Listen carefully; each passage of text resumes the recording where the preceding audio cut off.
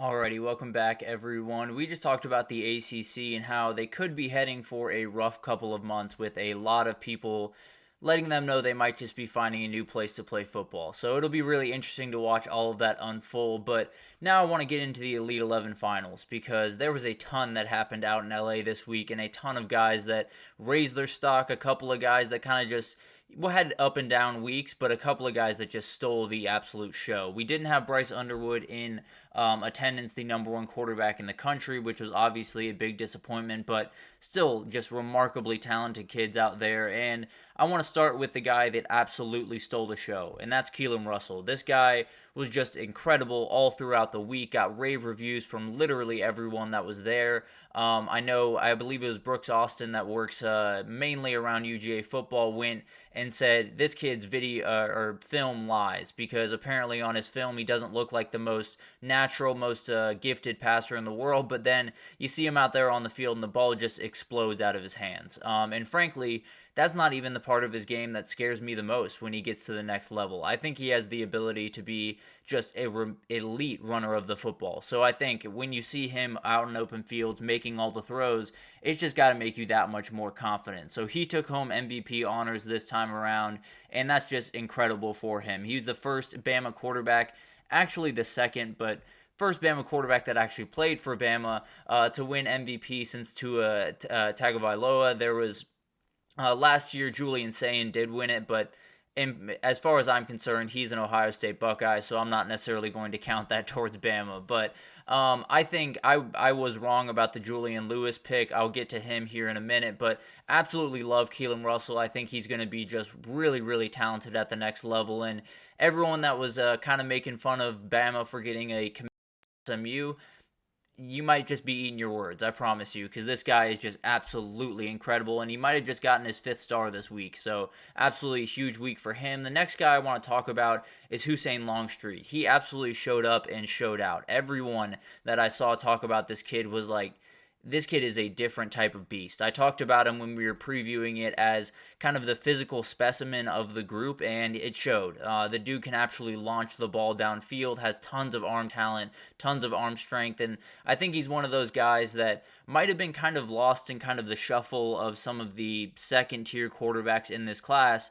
He made it known that he is right up there near the top and really, really showed out. And I think A&M fans have to be very, very excited to get this kid on campus. But let's get over to the southpaw of the group. Deuce Knight had a absolutely fantastic week. Won On3's MVP actually for the camp, so was not far behind some of the top players here. He can sling the ball. The dude can unload the ball way downfield. Has that Michael Penix type arm strength from the left side from a lefty. So just dude can absolutely sling the ball all over the field. I think Notre Dame's going to be holding on to him for dear life. I think Ole Miss is pushing very, very aggressively. He seems relatively locked in on Notre Dame, but Lane Kiffin can pull off some things. So I think there's definitely going to be a lot of calls towards Deuce Knight over the next couple of days. And if Ole Miss can possibly flip this guy, then it's going to be a huge one. If Notre Dame can hold on to him, it might be the most talented quarterback we've seen at Notre Dame in quite some time, I'll be totally honest with you. So that'll be fascinating to watch.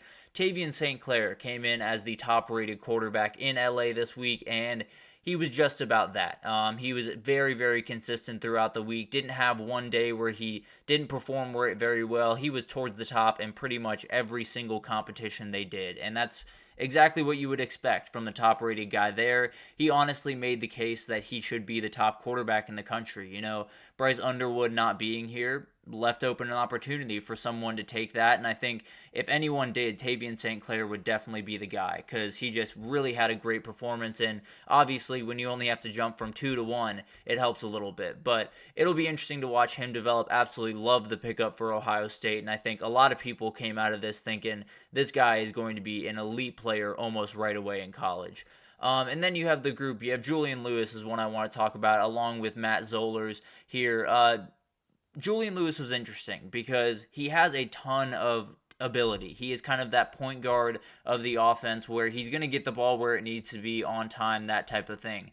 he doesn't necessarily have the prerequisite arm strength of some of the other guys that I just talked about. He doesn't necessarily wow you when the ball jumps out of his hands. That doesn't mean he's not capable of making a ton of passes and not capable of being very, very successful. It's just when the ball comes out of some guy's hands, you're, wowed. When it comes out of Julian Lewis's hands, it's not necessarily the craziest thing in the world, but it gets to the wide receiver it needs to get to. He's very accurate. He's very smart. So I'm not necessarily worried by his performance by any means, but that was the biggest thing that stood out to me was the ball just doesn't launch out of his hands the same way it does some other guys in this group. So it'll be interesting to watch. Matt Zollers was a little bit inaccurate at times, but showed off the cannon that he has on his right torso. But I think it's going to be really interesting to watch what Julian Lewis and Matt Zollers do, because I really like these two kids. I think they're two very different products at quarterback, but both very talented and definitely can be big-time success stories in college football. Luke Nichols, also a 3-star that made a ton of waves this upcoming year, so Miami's getting a really, really good one in Luke Nichols, so very excited for that. Ryan Montgomery is a very interesting one to watch because the dude's arm talent is just effortless. This is one of those where, I don't know if you guys remember those videos of Quinn Ewers throwing when he was coming through the ranks, and it's not the same throwing motion by any means, but the ball just kind of comes out of his hands like it's almost just too perfectly. Everything feels like it's absolutely the way he wants it to be. The spiral is just beautiful, and it explodes. So he's one of those guys that when you're looking at the UGA quarterback room, and let's just say it's Carson Beck this year, maybe it's Gunnar Stockton for a year, but there's a reality over the next 5 years or so. They go from Carson Beck to Ryan Puglisi to Ryan Montgomery, and that would be a run of some of the best pure passers you have ever seen come through Athens. These guys would just be insane. Ryan Puglisi is the one that I am circling in red pen because I just cannot wait to see that kid get starting reps. But I think Ryan Montgomery is just going to be just as good, if not better, to be totally honest with you. And then you get to the guys that kind of had up and down weeks, but really did show some really good things. KJ Lacey is the one I want to start with. I think he did what he was meant to do, right? No one was expecting him to come wow them with measurables or his arm strength or anything like that, but the footwork is absolutely incredible. In fact, everyone that reported on him said that's probably the best footwork we saw all year or all camp, and that's a huge, huge thing when you're coming into college. Kind of that Bryce Young type guy. That's what Steve Sarkisian called him before, or right after he committed, actually called him Bryce Young 2.0, and he fits that type of mold. Is not necessarily going to be the craziest arm talent or do the craziest things on the football field, but he's going to make every single throw, and he's going to be athletic enough to make some plays with his legs, but his real asset is his accuracy and his ability to just dissect defenses better than really anyone in this class. So really, really remarkable player. Definitely someone that really showed what his assets are and showed that he can do them pretty much as well as anyone in the country. And then you had Trammell Jones Jr., definitely a very, very talented guy, a guy that really turned some heads, was a very technical passer, does not have a lot of wasted motion. The ball just kind of jumps out of his hands, is very, very comfortable throwing the football, so that was a good sign. Akili Smith Jr. is another guy, the Oregon commit, kind of had an up and down week, was really good in some aspects, but a lot of his ability is with the athleticism, with moving pockets and kind of getting out on the run and making some plays for himself. So I don't necessarily worry about that too much, but definitely not the week that I think he was expecting or some Oregon fans might have been expecting from him. But Bryce Baker is the other guy I want to talk about because him and Jaron Kiawe, I'm going to do my best to do this, Jaron Kiawe Sagapulotele, I promise you I'm doing my best there. They both really turned heads this week. I think Jaron is one guy that can just launch the ball. He's another southpaw in this group with Deuce Knight, and the dude can absolutely do incredible things. Is uncommitted at this very moment, so people are calling him right about now. I can almost promise you that. I'm not exactly sure who's leading there, but plenty of talent with that kid, so not worried about that.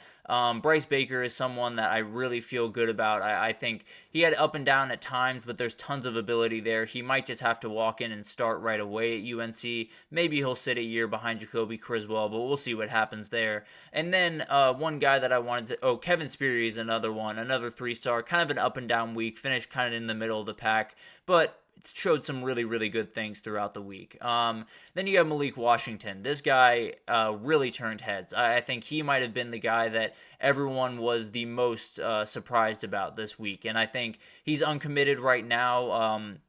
There's a ton of things to like about this kid. It sounds like Maryland is looking to lock him up right now, and Mike Locksley is very much definitely maybe even on his way to his house right now to do an in-home visit, make this stuff happen. But honestly, if they can lock this kid down, I might just have to change my stock down take about Maryland a couple of days ago, because this kid I think is special, and I think him and Mike Locksley could do some really, really special things at Maryland. But finally, I do want to give a shout out to Robert McDaniel. He stepped in when George McIntyre went down.